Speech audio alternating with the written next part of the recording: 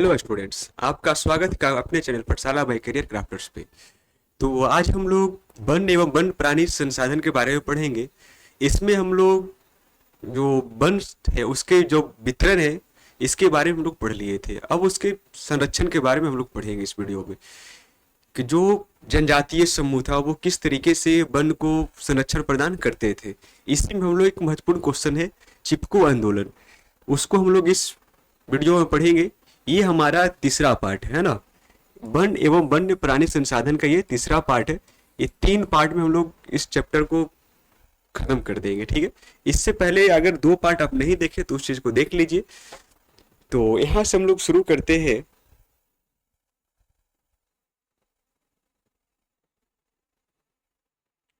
समुदाय एवं संरक्षण के बारे में हमको पढ़ना है ना।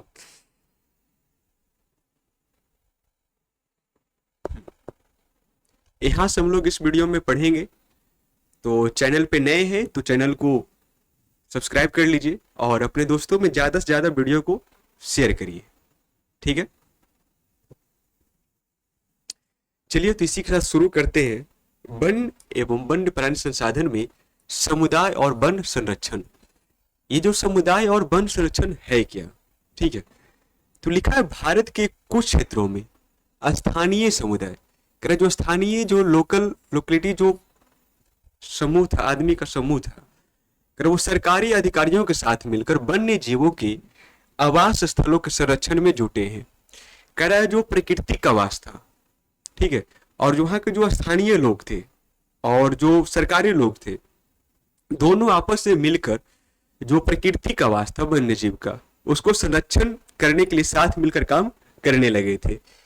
क्योंकि वनस्पतियों के दीर्घकाल से इनकी आवश्यकताओं की पूर्ति हो रही है। अब कह रहा है देखिए इसका संरक्षण क्यों जरूरी था कि वो जंगल से जो वन है वहां से उनको भी कुछ न कुछ प्रॉफिट होता था, लाभ होता था। जैसे में कि जड़ी बूटी है ना, ये सब कहाँ से मिलता था? जंगल से मिलता था। अगर वो नष्ट हो जाता तो वो फिर से उसको मतलब कि पाना मुश्किल था, ठीक है। कई क्षेत्रों में लोग स्वयं वन्य जीव आवासों की रक्षा कर रहे हैं। कई कुछ क्षेत्र ऐसा है जहां पर लोकल आदमी है ना खुद वन आवास का जो मतलब संरक्षण मतलब की देख रेख उसको करते थे, ठीक है। राजस्थान के अलवर जिले में, कहा राजस्थान के अलवर जिले में 5 गांवों के लोगों ने 1200 हेक्टेयर वन भूमि को भैरव देव डकवा घोषित कर दिया, जिसको हम लोग बिहार चोरी कहते हैं, है ना।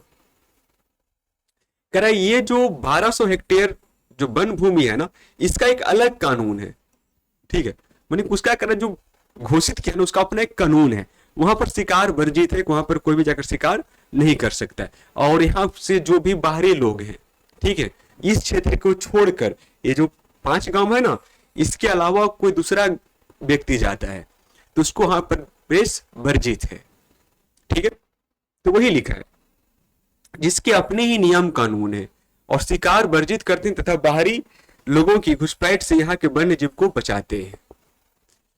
ये जो भैरव देव डकवा जो भूमि है 1200 हेक्टेयर में फैला, उसका अपना नियम कानून है, वहां पर शिकार वर्जित है और जो बाहरी जो लोग हैं ना उसको वहां पर घुसपैठ करने से वो लोग रोकते हैं, ठीक है। चलिए आगे है। जो आदिवासी लोग हैं जिसको हम लोग जनजातीय बोलते, जनजाति अपने क्षेत्र में पाए जाने वाले पेड़ पौधे तथा वन्य जीवों से भावनात्मक एवं आत्मीय लगाव होता है। जो आदिवासी रहते हैं वो जंगल वन में है ना, उनका जो पेड़ पौधा है, वनस्पति है, उससे कर सकते अलग प्रकार का लगाव होता है ना। जैसे कि माँ को अपने बेटे से लगाव होता है, उसी प्रकार जो आदिवासी थे उनको एक अपना लगाव है उनका, है ना, पेड़ पौधे जीव जंतु से। जैसे मैं आपको एक कैरेंट में देखा जाए तो आप सलमान खान और लॉरेंस बिश्नोई का नाम सुनते होंगे। एक बिश्नोई समाज है राजस्थान में जिसमें कहा जाता है कि अगर कोई हिरण का बच्चा और उसकी मां मर गई है तो वहां की जो महिलाएं हैं ना अपना दूध पिलाकर उस बच्चे को भरण पोषण वो करती है, ठीक है। ये क्या हुआ? भावनात्मक लगाव हुआ, ठीक है, जीव जंतु से। उसी प्रकार से लिखा है कि यहाँ पर जिस क्षेत्र में पाए जाने वाले पेड़ पौधा या फिर वन्य जीव है उससे क्या होता है, भावनात्मक एवं आत्मीय लगाव होता है। ठीक है, कर अपने परिवेश में पाए जाने वाले संसाधनों के संरक्षण के प्रति अत्यंत सक्रिय तथा सचेत होते हैं।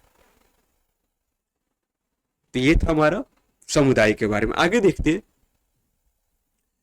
कह रहा जंगली पौधों के बीज आदि के अंकुरण के मौसम में वन क्षेत्रों में नहीं जाते। कह रहा है जो जनजाति लोग हैं, आदिवासी लोग हैं, जैसे में एक सीजन होता है जब बीज जो है ना अंकुरण लेता है, अंकुरित होता है, उस समय लोग वहां जंगल में प्रवेश नहीं करते। वो सोचते कि अगर जंगल में जाएंगे तो जो अंकुरित बीज होगा ना वो नष्ट हो जाएगा। इसी को बचाने के लिए उस मौसम में क्या करते हैं, वो अंदर वन क्षेत्र में वो नहीं जाते हैं। कह रहा पालतू पशुओं को भी जंगल में प्रवेश से रोकते हैं, और उनका जो आदिवासी लोग जो पालतू पशु है उसको भी जंगल में जाने से क्या करते हैं, वो रोकते हैं। प्रजनन काल में मादा वन पशुओं का शिकार नहीं करते।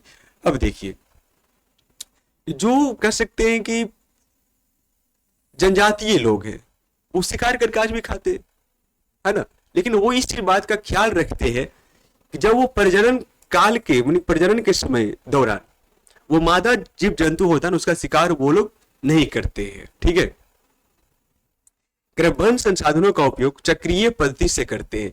करा जो वन संसाधन उसका उपयोग चक्रीय पद्धति से करते हैं। इसी प्रकार से जनजातीय क्षेत्रों के वन को स्वाभाविक संरक्षण प्राप्त हो जाता है। जब इतना वो देख रेख करेंगे तो इसका मतलब ये हुआ कि वहां अपने आप उसका संरक्षण प्राप्त हो रहा है उसको। जो वो वन में जाएंगे नहीं, पेड़ पौधे को काटेंगे नहीं, है ना, तो उसको अपने आप क्या हो गया, एक संरक्षण प्राप्त हो गया। ठीक है, चलिए नेक्स्ट है चिपको आंदोलन। ये देखा जाए तो आपको साइंस में भी पढ़ना है ये, है ना, चिपको आंदोलन, चिपको मूवमेंट। ठीक है, तो इसमें कुछ थोड़ा सा चेंजिंग देखते हैं। कह रहा उत्तर प्रदेश के टिहरी गढ़वाल पर्वतीय जिले में सुंदरलाल बहुगुणा के नेतृत्व में अनपढ़ जनजातियों ने, किसके नेतृत्व में बोल रहा है, तो सुंदरलाल बहुगुणा के नेतृत्व में, है ना, ध्यान दीजिएगा, सुंदरलाल बहुगुणा के नेतृत्व में अनपढ़ जनजातियों द्वारा 1972 में यह आंदोलन प्रारंभ हुआ था। कह रहा है जो चिपको मूवमेंट है, चिपको आंदोलन है, वो उसका शुरुआत कब हुआ, तो 1972 में। और कह रहा किसके नेतृत्व में, तो सुंदरलाल बहुगुणा के नेतृत्व में। ठीक है, कह रहा इस आंदोलन में स्थानीय लोग ठेकेदारों की कुल्हाड़ी से हरे भरे पौधों को काटते देख उसे बचाने के लिए अपने आगोश में पौधों को घेर कर इसकी रक्षा करते थे। ठीक है, समझ में आया नहीं होगा, देखिए क्या करें, फिगर को पहले देखिए। ये जो आप पेड़ देख रहे हैं, ठीक है, जो ठेकेदार लोग थे वो चाहते थे वहां का जो पेड़ था, अंगू का पेड़ हुआ करता था, उस पेड़ को काट कर खिलौना बनाना चाहते थे लकड़ी का। ठीक है, और वहां की जो महिलाएं थी वो नहीं चाहती थी कि पेड़ को काटा जाए। ठीक है, कि जो आंदोलन हुआ उसका नेतृत्व कौन कर रहे थे, सुंदरलाल बहुगुणा। कब, 1972 में। जब ठेकेदार पेड़ काटने जाता तो जो वहां की महिलाएं थी और उसके साथ साथ पुरुषों ने भी, ठीक है, पेड़ को अपने आगोश में से अगर पकड़ लेते थे, जकड़ लेते थे और पेड़ को काटने से बचा लेते थे। ठीक है, जैसे में देख रहे हैं आप लोग यहाँ पे भी, एक के बीच में पेड़ है, चारों पट्टी से इसको महिलाएं हैं जो घेरे हुए रक्षा कर रही है। इसमें भी देखिए, है ना, इसमें पुरुष और महिला दोनों है।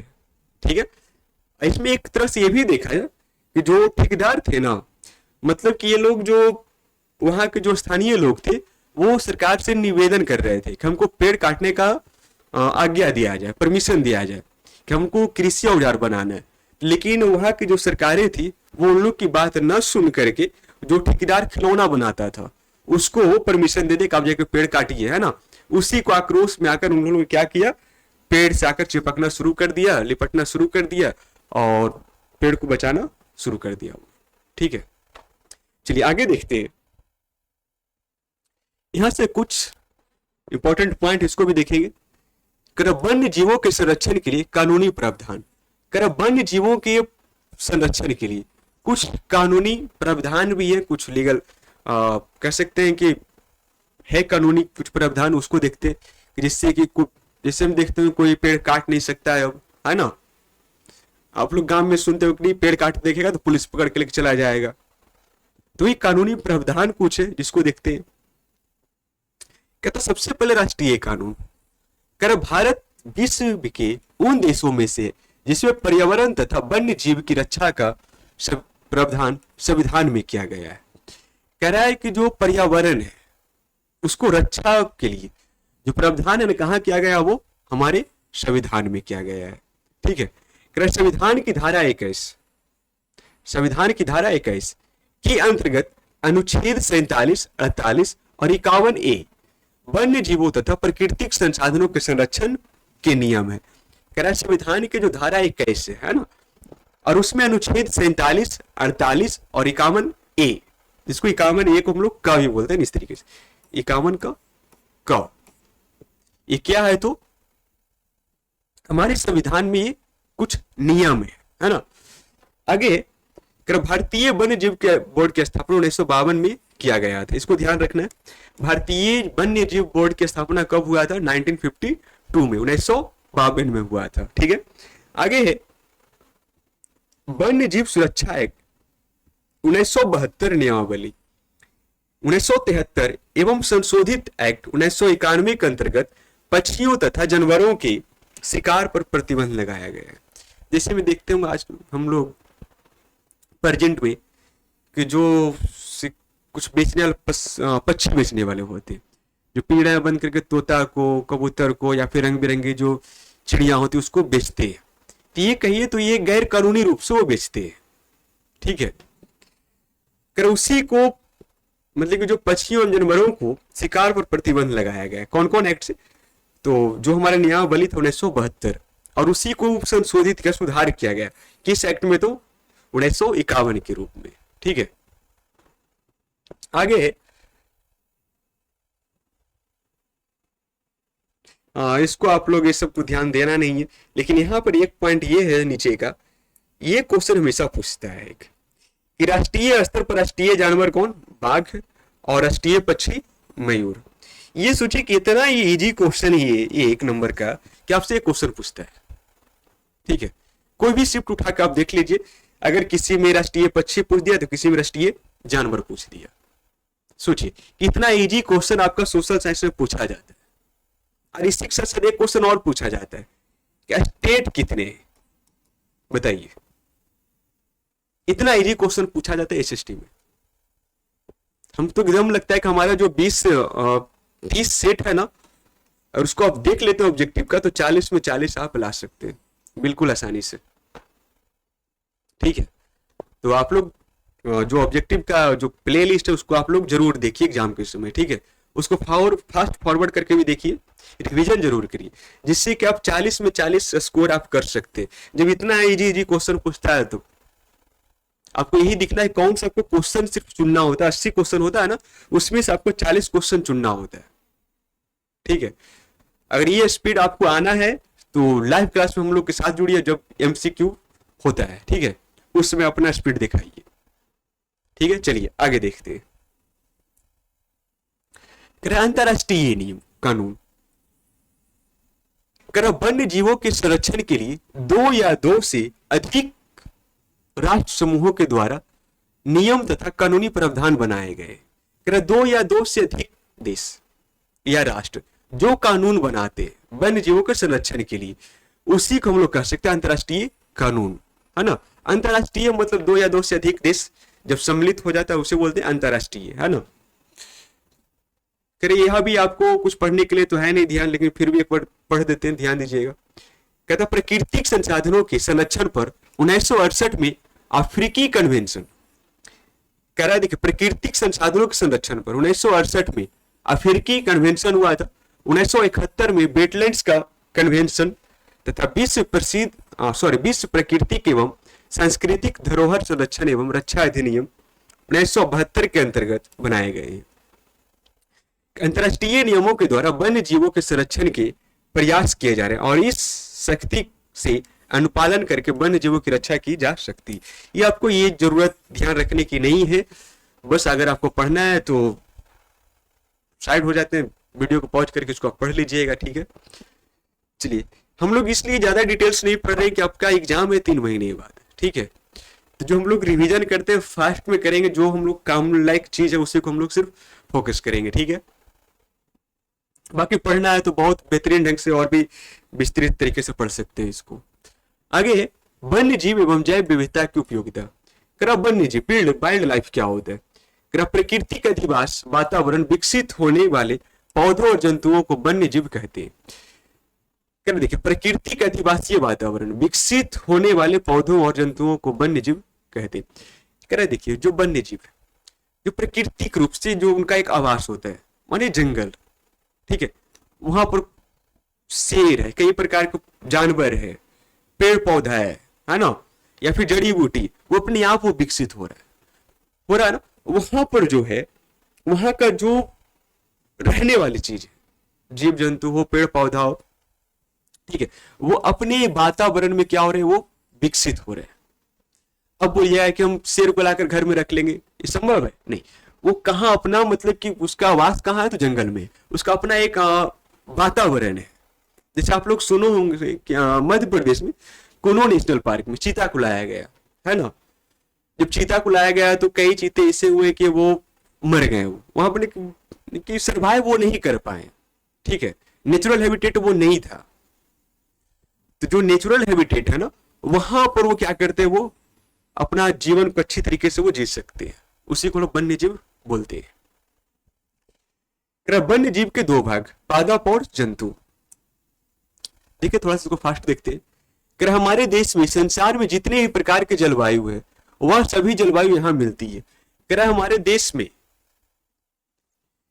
या फिर हमारे विश्व में जितने भी प्रकार के जलवायु है वो सभी का सभी कहां मिलता है, तो भारत में मिलता है। ठंडा, गर्मी, बरसात, बसंत, सब मौसम मिलता है यहाँ पे। यही कारण है कि हमारे देश में अनेक प्रकार की वनस्पतियां पाई जाती है, ठीक है।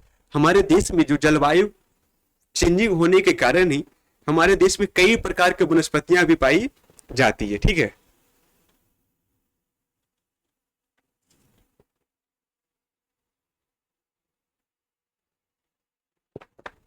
चलिए आगे देखते हैं। मोटे तौर पर 8 वनस्पति क्षेत्रों में बांट सकते हैं। ये जो वनस्पति क्षेत्र है ना, इसको हम लोग मोटे तौर पर कितने भागों में, 8 भागों में बांट सकते हैं। पहला है पश्चिमी हिमालय वनस्पतिक क्षेत्र। क्या है पहला?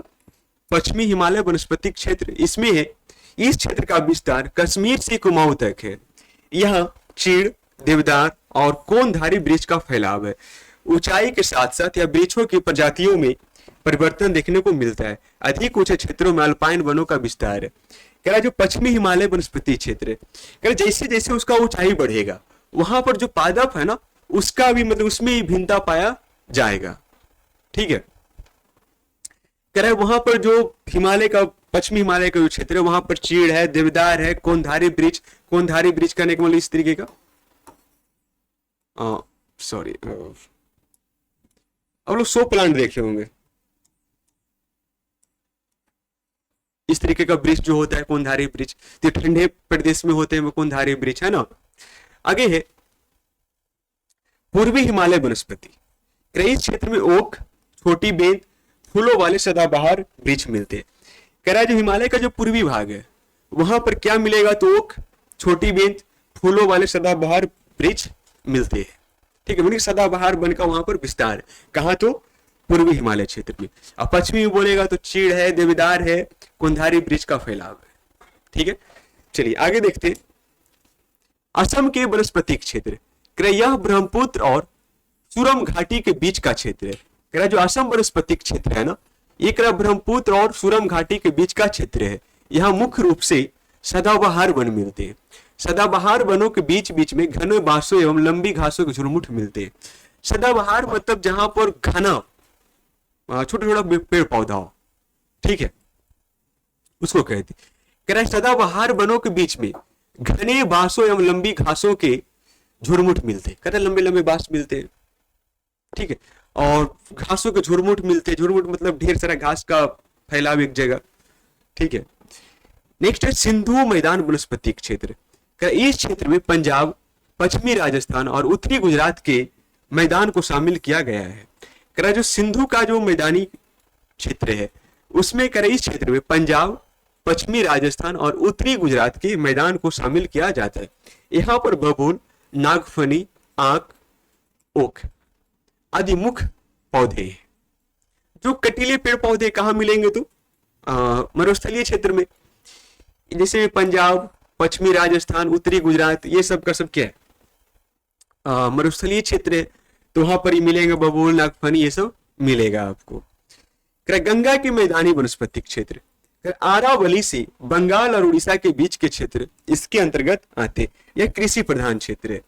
अब देखिए, जो गंगा का जो मैदानी क्षेत्र है, हम लोग जो मिट्टी पढ़ रहे थे उसमें डिस्कस किया हूं, जो गंगा का मैदानी क्षेत्र है ना, वो जलोढ़ निर्मित है। और जलोढ़ निर्मित आपको पता है कि वो कृषि युक्त भूमि होता है। ठीक है, चलिए नेक्स्ट है दक्षिण का पठारी वनस्पतिक क्षेत्र।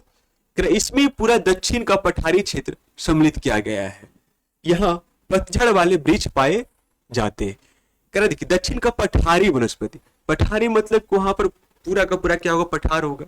आप लोग पठार जानते हैं ना, कि पठार वह भाग होता है कि जो ऊंचा हो और समतल हो। ठीक है, समतल भूमि से क्या ऊंचा हो और फिर क्या हो, समतल हो, उसी को हम लोग पठार बोलते हैं। ठीक है,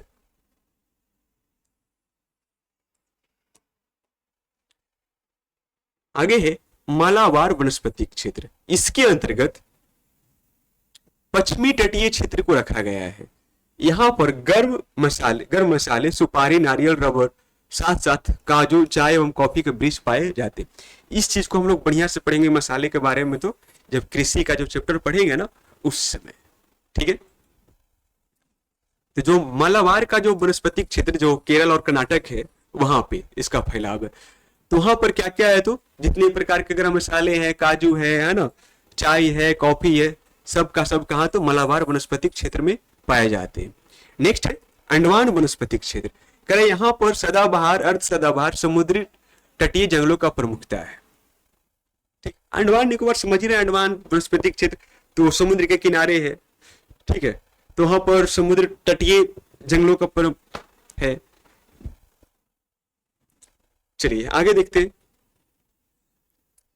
भारतीय वनस्पति सर्वेक्षण BSI है ना, भारतीय वनस्पतिक सर्वेक्षण के अनुसार यहाँ 47,000 पेड़ पौधों की प्रजातियां हैं। भारत में पेड़ पौधे कितनी प्रजातियां हैं, तो 47,000 है।